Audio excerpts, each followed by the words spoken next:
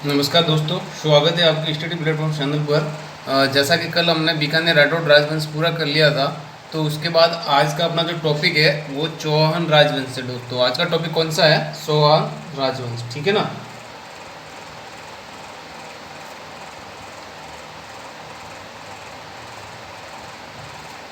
दोस्तों मैं आपसे निवेदन कर रहा हूँ कि आप इस वीडियो को अंत तक देखें, तभी आपको ये वीडियो समझ में आएगा। और जो तमाम साथी है जो मेरे को सवाल कर रहे हैं उस टॉपिक के अकॉर्डिंग, तो मेरा उनसे निवेदन है कि आप जो सवाल पूछने जा रहे हो तो वो सवाल कम से कम वास्तविकता के तौर पे सही बताएं, क्योंकि आप ये सोच रहे हैं कि आपके सवाल का आंसर एक ही हो सकता है, तो वो पॉसिबल नहीं है। दोस्तों सवाल अपने को एनसीईआरटी हो या शायद कोई सी भी ऑथेंटिक बुक हो, अपने को आंसर वही मानना है दोस्तों जो आरपीएससी या अधीनस्थ बोर्ड मानती है, ठीक है ना।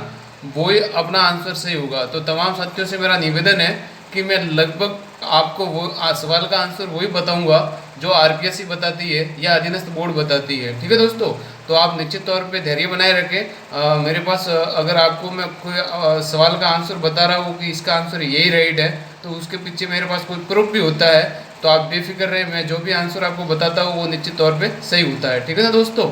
आप अपने पास कोई ऐसी बुक्स है जो मार्केट से लेके आते हैं, उसमें हो सकता है कोई कमी भी दिखी हो और आपको लगता है कि ये सही है, तो आप उन बुकों पे इतना ट्रस्ट मत करो कि वो बुकों पे जो लिखा है वो सही है। दोस्तों बुकों में काफ़ी कुछ गलत लिखा हुआ आता है, अपने को ऑथेंटिक बुकें बहुत कम प्राप्त होती है। इसलिए मेरा आपसे निवेदन है ज़्यादा से ज़्यादा आप एनसीईआरटी पढ़ लो, कि एनसीईआरटी के अंदर जो भी होता है वो लगभग सही होता है, ठीक है ना। क्योंकि अगर आरपीएससी मान भी सकती है तो एनसीईआरटी को सही मानती है। ये मार्केट में जो भी बुकें आती है तो उसमें लगभग 99% गलतियाँ भी रहती है, ठीक है ना। तो मेरा आपसे निवेदन है कि आप ज़्यादातर पढ़ो तो एनसीईआरटी से पढ़ो, या फिर आपको उस सवाल में कन्फ्यूजन आ रहा है तो आप अपने सीनियर साथी या आप इस चैनल के माध्यम से आप अपना सवाल भेज सकते हैं। मैं आपके सवाल का आंसर वही बताऊंगा जो लगभग या तो आरपीएससी बताती है या अधीनस्थ बोर्ड बताती है, ठीक है ना दोस्तों। तो आप बेफिक्र रहो, हमारे चैनल के माध्यम से आपको बिल्कुल बहुत अच्छी तरह से पढ़ाया जाएगा और आपको वही सवाल बताया जाएगा जो लगभग 99% सही है, ठीक है ना। तो आप बेफिक्र रहो। चलो आज का अपना टॉपिक है, आगे बढ़ते हैं। चौहान राजवंश, ठीक है दोस्तों। तो चौहान राजवंश के अंदर एक कवि हुए हैं, सबको पता है, एक इतिहासकार हुए हैं संत बरदई, जिन्होंने चौहानों को क्या बताया है कि ये अग्निकुंड से मतलब निकले हैं। और उसी के अनुसार एक विशिष्ट मुनि है जो दानवों की रक्षा करते हुए इन 4 युद्धाओं का उल्लेख बताया है कि ये अग्निकुंड से हुए हैं। उसमें प्रत्यार है, परमार है, शालुक्य है और सोहान है। तो सबसे पहले अपने को ये पता लगाना है कि अग्निकुंड से सोहानों को किसने बताया है, तो अपने को संत बरदई लिखना है, ठीक है दोस्तों। यहाँ पे मैं एक लाइन लिख रहा हूँ जो हो सकता है एग्जाम में आ जाए, कि संत बरदई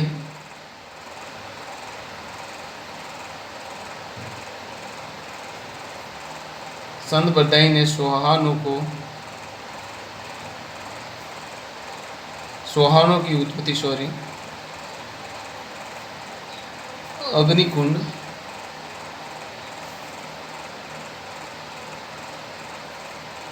मानिए, ठीक है ना दोस्तों।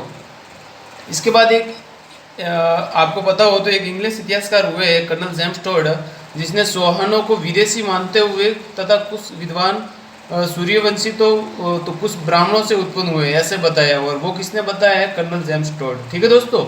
इसके बाद एक सागंबरी व अजमेर के सोहान वंश का मूल स्थान सांबर के निकट सबलाद लक्ष्य क्षेत्र को माना जाता है, और इसकी पारंपरिक राजधानी अचित्रपुर, जो आपको पता ही है, अचित्रपुर प्राचीन नाम नागौर का था, और जो नागौर के अंदर है। इस वंश का संस्थापक वासुदेव प्रथम माना गया है, ठीक है दोस्तों। तो यहाँ से सवाल क्या बन सकता है कि सोहान वंश का मूल स्थान कहाँ था, तो ये अपने को पता लगाना है। सोहान वंश का मूल स्थान सांबर के निकट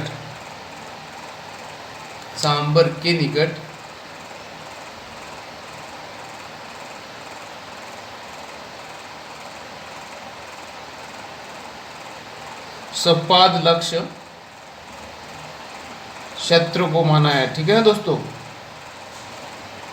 आपको ज़्यादातर ये एग्जाम में पूछा जाता है, तो अपने को सपाद लक्ष्य बताना है, सोहानों का मूल स्थान, ठीक है दोस्तों। अभी एक यहाँ से एक 100 और सवाल बनता है कि इसकी प्रारंभिक राजधानी क्या थी। इसकी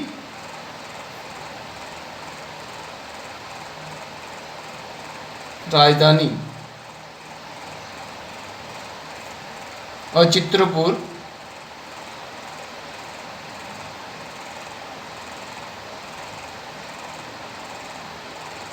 नागौर। ठीक है दोस्तों, अभी एक और सवाल बन सकता है इस टॉपिक से कि इस वंश का प्रथम संस्थापक कौन था। दोस्तों इस वंश का संस्थापक किसे माना गया है। ठीक है दोस्तों, तो इस वंश का संस्थापक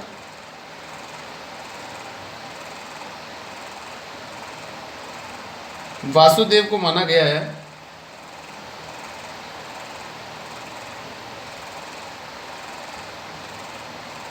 वासुदेव प्रथम को। ठीक है दोस्तों, इसके बाद वासुदेव, जो कि आपको पता हो, वासुदेव चौहानों का प्रथम शासक माना जाता है, जो 551 में बना था। और उनके बाद दूसरे शासक बनते हैं विग्रहराज द्वितीय। ठीक है दोस्तों, वासुदेव के बाद कौन आते हैं, एक विग्रहराज द्वितीय। ठीक है दोस्तों, ये सोहनों का प्रथम प्रतापी शासक विग्रहराज द्वितीय हुआ है, जिसने 965 ईस्वी में अपने क्षेत्र के अंदर शासन संभाला था और चालुक्य शासक मूलराज को हराया था। ठीक है दोस्तों, तो यहाँ से एक सवाल बन सकता है कि इन्होंने किन शासक को हराया था, तो वो थे मूलराज। ठीक है दोस्तों, मूलराज प्रथम को हराया था इन्होंने। ठीक है दोस्तों, और ये चौहान वंशों का प्रथम प्रतापी शासक है।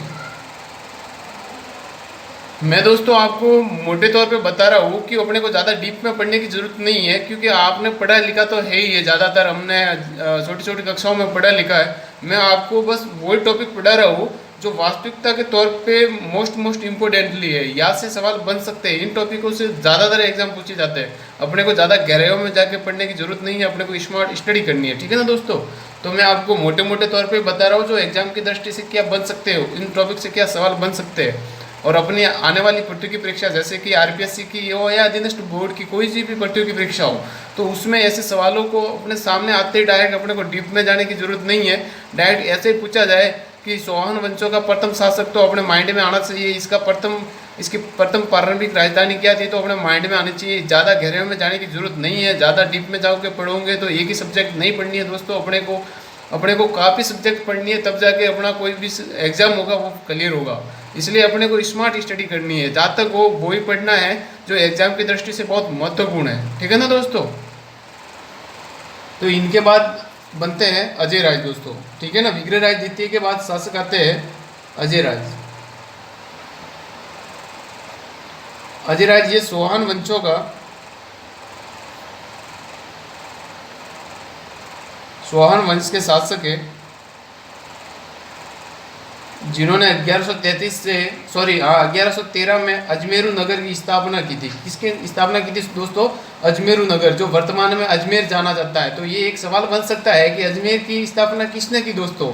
तो यहाँ से एक सवाल बनेगा कि चौहान वंश के शासक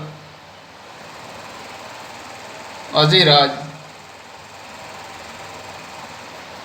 1113 ईस्वी में अजमेरू नगर की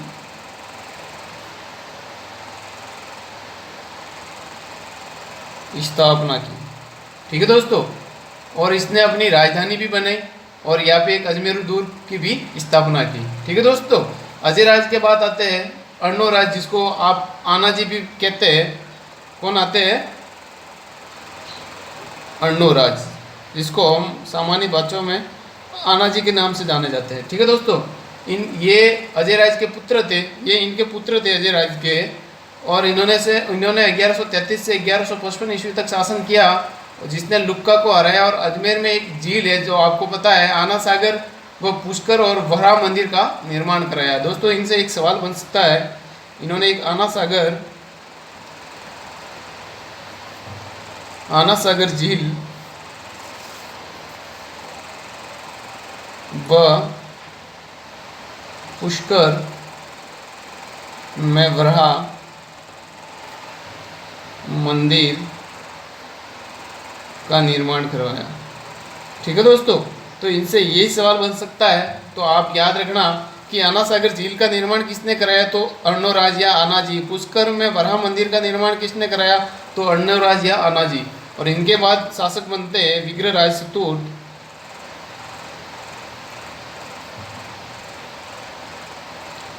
विग्रहराज चतुर्थ, जिसको आपको पता हो तो इन्हें हम बिसल देव के नाम से जाने जाते हैं। ये बिसल देव से पहचाने जाते हैं। ये 1158 ईस्वी में शासक बनते हैं विग्रहराज चतुर्थ जो गजनी के शासक अमीर खुसरू शाह अमीर को हराकर विस्तार किया तथा तोमरों को हराकर दिल्ली पर इन्होंने क्या अधिकार कर लिया। ठीक है दोस्तों, विग्रहराज चतुर्थ का शासनकाल चौहान वंशों का स्वर्ण युग कहलाता है। दोस्तों, इनसे एक सवाल बन सकता है कि चौहान वंशों का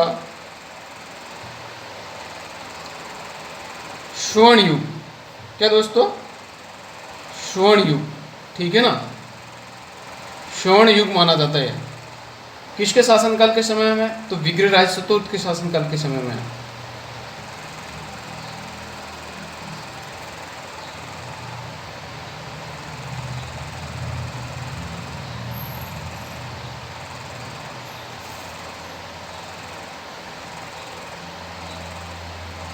ठीक है दोस्तों, इसके बाद विग्रहराज चतुर्थ एक एलिकेली नाटक तथा इनके दरबारी विद्वान सामदेव ने ललित विग्रह नाटक लिखा। और विग्रहराज चतुर्थ ने अजमेर में एक संस्कृत पाठशाला का निर्माण कराया था। एक दोस्तों, इन्होंने एक विग्रहराज चतुर्थ ने अजमेर में संस्कृत पाठशाला का निर्माण करवाया था दोस्तों। ठीक है ना, जिसे तोड़वाकर कुतुबुद्दीन ऐबक ने 2.5 दिन का झोपड़ा बना दिया। आप जो 2.5 दिन का झोपड़ा पढ़ते हैं तो उसको प्राचीन समय में संस्कृत पाठशाला के नाम से जाना जाता था और विग्रहराज चतुर्थ ने बनाया था। तो इसे तोड़कर कुतुबुद्दीन ऐबक ने 2.5 दिन का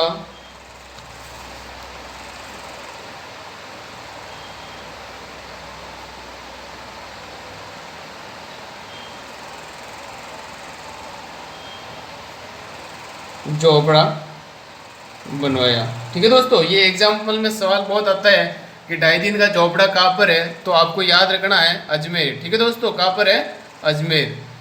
तो आपको ये याद रखना है।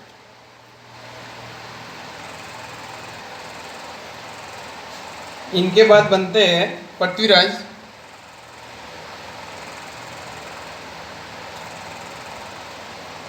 तृतीय। ठीक है दोस्तों, पृथ्वीराज चौहान जो कि गुजरात में जन्मे थे, चौहान वंश का अंतिम प्रतापी शासक माना जाता है। और इन्होंने 1177 ईस्वी में माता कपूरी देवी के संरक्षण में 11 वर्ष की आयु में गद्दी संभाली थी। ठीक है दोस्तों, पृथ्वीराज चौहान अपने चचेरे भाई नागार्जुन व भंडारनाके को महानवों में संदेलों को हराकर प्रारंभिक राजधानी की सफलता प्राप्त करते हैं दोस्तों। और पृथ्वीराज चौहान से एक सवाल बन सकता है कि इन्होंने विवाह कहाँ से किया था, तो आपको पता है जयसेन की पुत्री सहयोगिता थी जिसे हरण कर इन्होंने विवाह किया था। तो दोस्तों, इनसे एक सवाल आता है, इनकी माता का नाम भी पूछा जाता है कई एग्जामों में। माता का नाम था कपूरी देवी। माता का नाम था कपूरी देवी दोस्तों। और पृथ्वीराज चौहान ने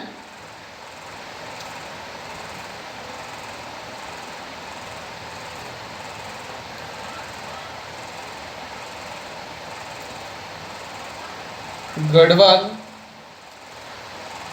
के शासक जयसन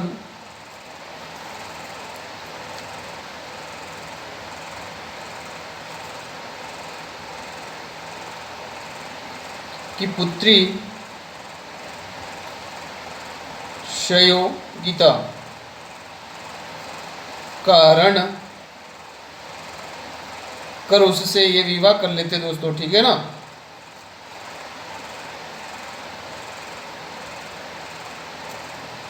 आपको पता हो तो इनके समय में तराइन के दो बहुत महत्वपूर्ण युद्ध होते हैं। पहला प्रथम युद्ध जो आपको पता ही है, तराइन का प्रथम युद्ध वर्तमान में हरियाणा के अंदर है। तराइन 1191 में, जिसमें मोहम्मद गोरी को हराते और पृथ्वीराज चौहान विजय हो जाते हैं। इस युद्ध में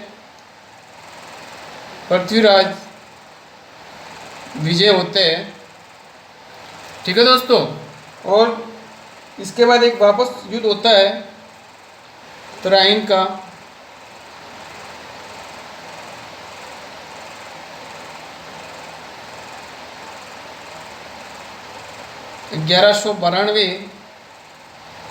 जिसमें पृथ्वीराज चौहान की हार हो जाती है और मोहम्मद गोरी की विजय हो जाती है, ठीक है दोस्तों। इसमें किसकी विजय हो जाती है? मोहम्मद गोरी की, ठीक है दोस्तों। अपने को ज़्यादा गहराई में जाके पढ़ने की जरूरत नहीं है दोस्तों, अपने को सिर्फ इतना ही याद रखना है कि ये दोनों युद्ध हुए थे, इस युद्ध में किसकी विजय हुई थी, किसकी हार हुई थी, कब हुआ था। ज़्यादा गहराई में जाके पूछने की जरूरत नहीं है। अगर और भी गहराई से ज़्यादा पूछ सकते हैं तो आपको ये पूछ सकते हैं कि तराइन वर्तमान में कौन सी जगह पे है, तो अपने को पता है हरियाणा के अंदर, ठीक है दोस्तों। चलो आगे बढ़ते हैं दोस्तों। पृथ्वीराज चौहान के एक दरबारी कवि व मित्र संदबरदही ने पृथ्वीराज रासो व जयानक ने पृथ्वीराज विजय नामक ग्रंथ लिखे थे दोस्तों। इस यहाँ से एक सवाल बन सकता है कि पृथ्वीराज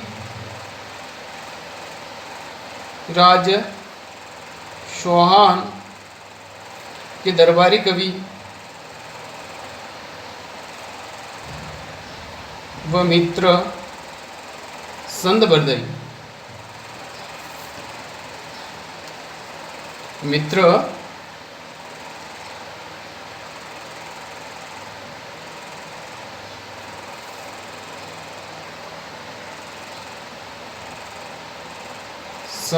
ने पृथ्वीराज रासो व जयनायक ने पृथ्वीराज विजय नामक ग्रंथ लिखे, ठीक है दोस्तों। पृथ्वीराज के समय में, पृथ्वीराज चौहान के समय में इनके दरबारी कवि व मित्र संदबरदही पृथ्वीराज रासो लिखते हैं। वही एक इतिहासकार और होते हैं जयहानक, जो पृथ्वीराज विजय लिखते हैं, ठीक है दोस्तों। इनके बाद हम चलते हैं डायरेक्ट रणथंभौर, जाके चौहान वंशों के बारे में पढ़ेंगे हम अभी। तो रणथंभौर के चौहान अगला बिंदु है अपना, रणथंभौर के चौहान।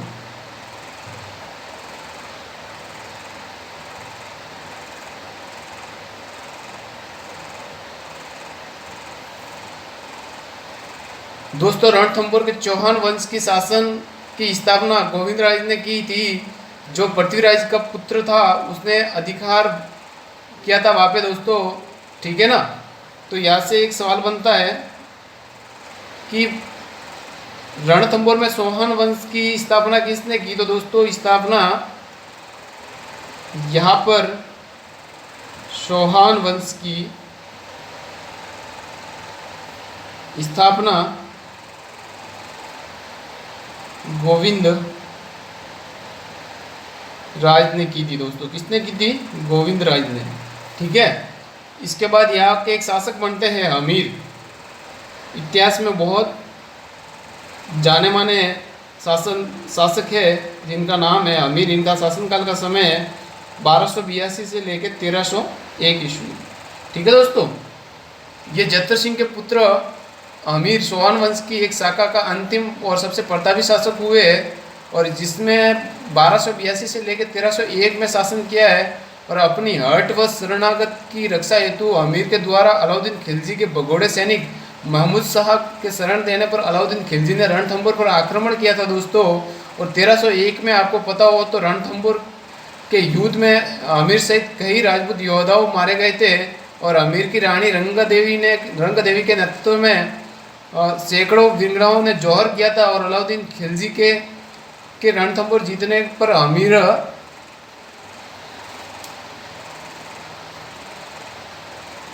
आमिर के सेनापति रतिपाल व रणमल को प्रबोधन देकर अपनी ओर मिला दिया था दोस्तों। ठीक है ना दोस्तों।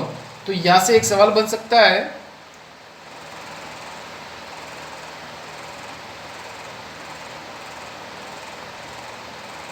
कि रणथंभौर का युद्ध कब हुआ था दोस्तों। रणथंभौर का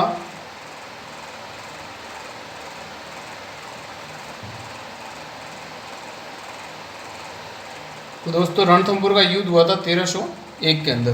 दूसरा सवाल यहाँ से आ सकता है कि अमीर की रानी का नाम क्या था।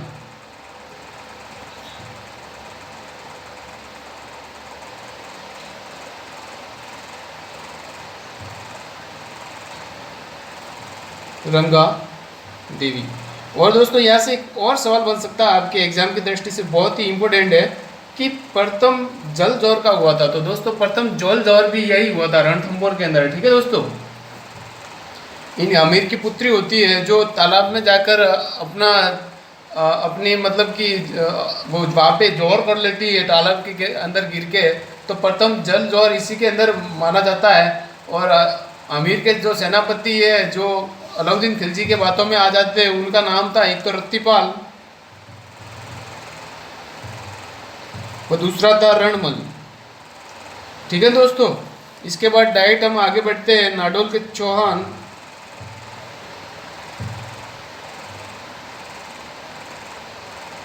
ठीक है दोस्तों। तो नाडोल के चौहान वंश के संस्थापक लक्ष्मण सिंह चौहान को माना जाते हैं जो कि सावड़ा राजपूत के आधिपत्य की समाप्त करके नाडोल में चौहान वंश का साम्राज्य स्थापित करते हैं। तो दोस्तों यहाँ से एक सवाल बन सकता है कि नाडोल की शाखा का संस्थापक कौन था। तो वो थे लक्ष्मण सिंह चौहान। ठीक है दोस्तों लक्ष्मण सिंह चौहान। ठीक है। अभी डायरेक्ट बढ़ते हैं जालोर के चौहान जो सोनग्रा चौहान के नाम से जाने जाते हैं।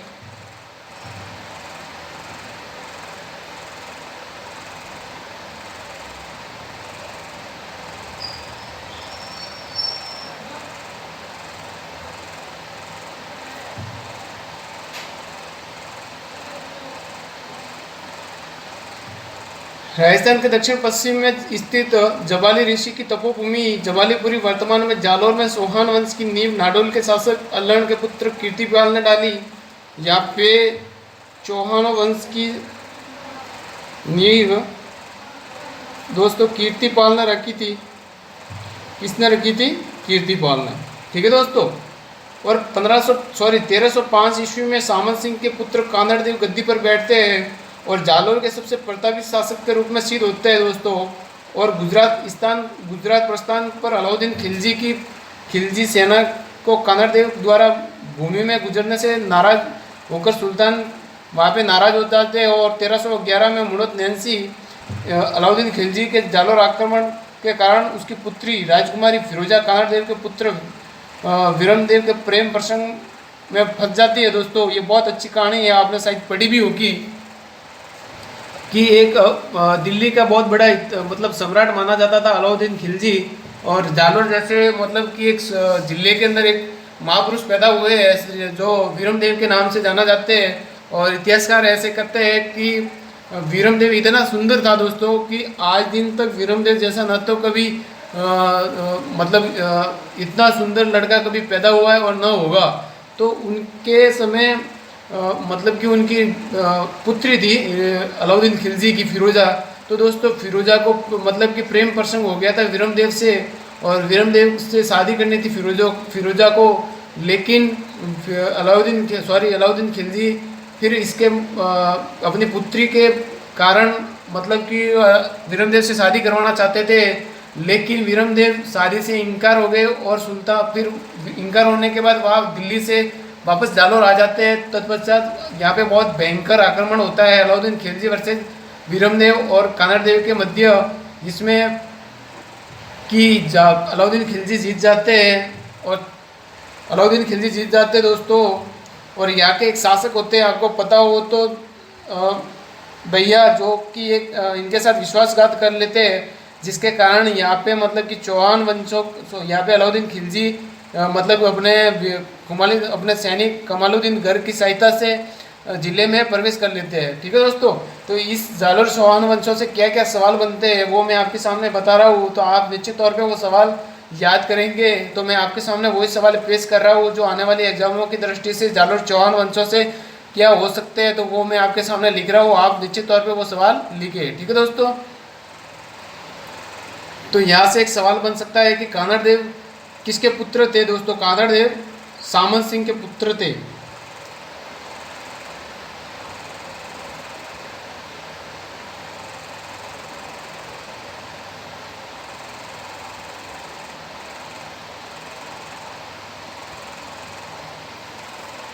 ठीक है दोस्तों, और राजकुमारी फिरोजा वीरमदेव, इनके दोनों के मध्य प्रेम प्रसंग होता है दोस्तों। ठीक है ना, जालोर दुर्ग से आपके सवाल आ सकता है एग्जाम के किस किस के मध्य प्रेम प्रसंग हुआ, तो आपको कानड़ देव नहीं बताना, वहाँ पे वीरमदेव बताना है, फिरोजा वर्सेज वीरमदेव। ठीक है ना दोस्तों, फिर 1308 के अंदर सिवाना किले पर आक्रमण करते हैं और वहाँ किला जीत लेते हैं, और वहाँ के दुर्ग का सरदार शीतल देव खिलजी सेनानायक को मार गए, और खिलजी ने किले का नाम फिर खैरादाबाद रखा था दोस्तों। तो यहाँ से एक और सवाल बनता है कि सिवाना दुर्ग का नाम बदल कर क्या नाम रखा तो दोस्तों, खैराबाद। ठीक है दोस्तों, और इनके एक सेनानायक थे अलाउद्दीन खिलजी के, जिनका नाम था कमालुद्दीन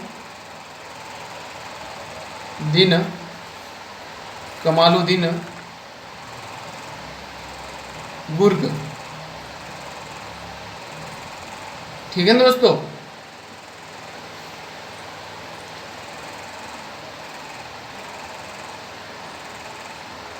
आपको दोस्तों पता हो तो कानड़ देव के साथ एक दैया सरदार बिक्का के द्वारा विश्वासघात हो जाता है और शत्रु सेना प्रविष्ट हो जाती है वहाँ पे, जिसके कारण मतलब कि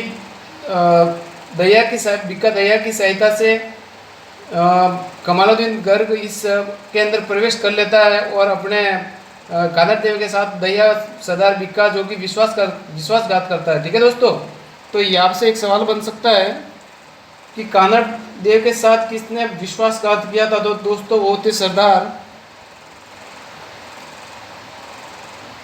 दैया बिक्का। सरदार, या फिर ऐसे भी लिख सकते हैं दैया सरदार बिक्का। ठीक है दोस्तों, तो एग्जाम में ये सवाल आ सकता है आपके सामने कि कानड़ देव के साथ किसने विश्वासघात किया था, तो दोस्तों दैया सरदार बिक्का थे। ठीक है ना दोस्तों, और आपको पता हो तो एक क्षत्रिय हुई थी जिसका नाम था बिक्का की पत्नी, जो आज दिन तक इतिहासकार के अंदर इतिहास आपको पता हो तो जालोर के अंदर जब कमालुद्दीन गर्ग वहाँ पे सेना प्रवेश करने के लिए आया तो कानड़ देव तो नीचे नहीं जा सका, क्योंकि उनको पता था कि उनके साथ कोई विश्वासघात करके उनके ऊपर आक्रमण हो सकता है दोस्तों। तब कानड़ देव ने अपने मतलब सबसे विश्वसनीय सेनापति सरदार दैया बिक्का को कमालुद्दीन गर्ग के साथ संधि करने के लिए भेजते हैं। तो वहाँ पे नीचे जाते हैं ये सरदार दैया, तो सरदार दैया बिक्का कमालुद्दीन गर्ग के बातों में आ जाता है। कमालुद्दीन गर्ग उसको ये बात बता देता है कि मैं तो कुछ समय के लिए यहाँ पर हूँ और मैं यहाँ से चला जाऊँगा, मैं आज इसलिए आया हूँ कि कानड़ देव और वीरमदेव की गर्दन काट लूँगा, और मतलब कि आपको फिर ये पूरा दुर्ग आपको सौंप लूँगा, तो आप यहाँ के राजा बन जाएंगे। तो कमालुद्दीन गुर्ग की बातों में आकर सरदार दैया बिक्का भेद बता देता है कि इस दुर्ग में जाने का रास्ता कहाँ से है। तो इस कारण दोस्तों फिर सरदार दैया बिक्का मतलब कि वापस दुर्ग में प्रवेश करता है और अपने राजमहल के अंदर प्रवेश करने के बाद अपनी रानी क्षत्रिय के सामने आते हैं और क्षत्रिय को बोलते हैं कि आज से तू मेरी रानी मैं तेरा राजा। तो फिर सत्रिया बोलती है कि ऐसी क्या बात है कि आप इतने खुश हो रहे हो और आप ऐसी बात बता रहे हो हमको, तो ऐसी क्या बात है हमें भी बताओ। तो फिर सत्रिया बोलती है कि बताइए श्रीमान जी क्या बात है ऐसी। तो दैया सरदार बिक्का बताता है कि मैंने आज यहाँ के मतलब भेद बता दिए हैं कमालुद्दीन गुर्ग को, और आज वो यहाँ के मतलब कि कानरदेव और वीरमदेव की गर्दन काट लेंगे और आज से हम यहाँ के शासक बन जाएंगे। मैं यहाँ का राजा बन जाऊँगा, तुम मेरी यहाँ की रानी बन जाएगी। तो सत्रिया मतलब एक बहुत इतिहास में बहुत मतलब कि बहुत मानी नारी मतलब एक बहुत अच्छी नारी के रूप में मानी जाती है। एक सत्रिया एक वीर वीर नारी मानी जाती है दोस्तों। एक बहुत सॉरी वीर क्या बोले तो एक बहुत अच्छी नारी मानी गई है, जिन्होंने अपने मतलब कि पति की गर्दन उड़ा देते हैं। वो अपने पति को बोलते हैं कि आप थोड़ी देर बैठो यहाँ पर, मैं आपके लिए एक केसर युक्त चाय बना के लेके आती हूँ। और जब वो जाती है तो एक तलवार लेके आती है और तलवार ला के डायरेक्ट ही सरदार दैया बिक्का की गर्दन उड़ा देती है दोस्तों। तो इतिहास में इनकी पत्नी एक सत्रिया के नाम से प्रसिद्ध हुई है। तो आपके सामने ये सवाल आ सकता है कि सत्रिया का संबंध किस दुर्ग से था, तो आपको बताना है जालोर दुर्ग से। ठीक है दोस्तों, अभी आगे बढ़ते हैं। चौहान वंश जो कि देवड़ा के नाम चौहान हो, शिरोई के चौहान, देवड़ा चौहानों का संस्थापक लुम्बा माना जाता है दोस्तों। शिरोई के देवड़ा चौहान, शिरोई के देवड़ा चौहानों संस्थापक लुम्बा। ठीक है दोस्तों, यहाँ से एक सवाल बन सकता है कि यहाँ के संस्थापक कौन थे, तो अपना बताना है लुम्बा। ठीक है दोस्तों, इसके बाद आते हैं हम एक थोड़ा सा और टॉपिक पढ़ लेते हैं यहाँ पे हाड़ौती के चौहान।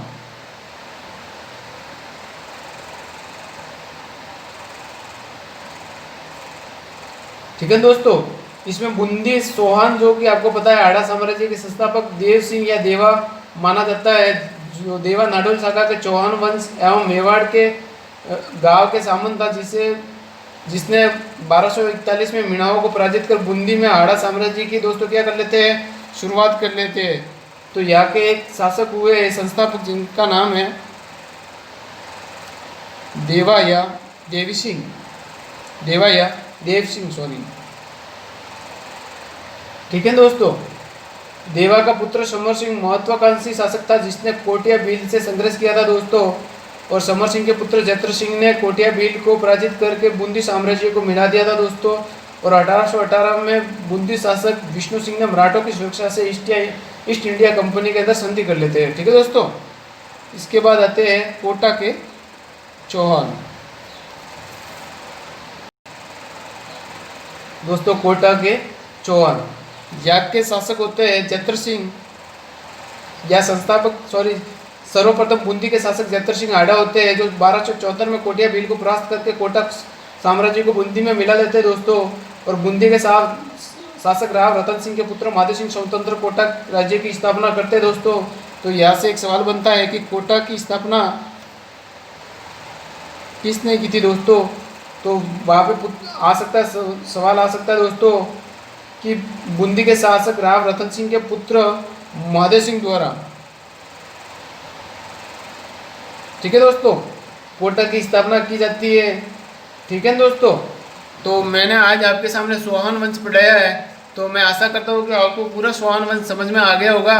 और उसके बाद में भी अगर आपको चौहान वंश से संबंधित कोई सवाल नहीं आ रहा है तो आप निश्चित तौर पर मेरे नंबर पर व्हाट्सअप कर सकते हो। धन्यवाद। स्टडी प्लेटफॉर्म चैनल जुड़े रहिए हमारे चैनल से, आने वाले दिनों में आपको बहुत अच्छी तरह से पढ़ाया जाएगा। और जहाँ तक मानता हूँ कि मैंने बहुत अच्छी तरह से आपको पढ़ाया है। और उसके बाद में भी अगर आपको कोई समस्या आ रही है इस टॉपिक के अकॉर्डिंग, तो आप अपना सवाल निश्चित तौर पे मेरे व्हाट्सएप नंबर पर भेज सकते हैं। Thank you for study platform channel. और एक लास्ट बात और बता रहा हूँ आपको दोस्तों कि ये वीडियो ज़्यादा से ज़्यादा अपने यार दोस्तों के साथ शेयर करो, ताकि उनको भी स्मार्ट स्टडी करने का पता लग जाए कि कैसे स्मार्ट स्टडी की जाती है दोस्तों, और उनको भी आने वाली प्रतियोगी परीक्षा में अपने इस चैनल के माध्यम से सहायता मिल सके। धन्यवाद। Study platform channel.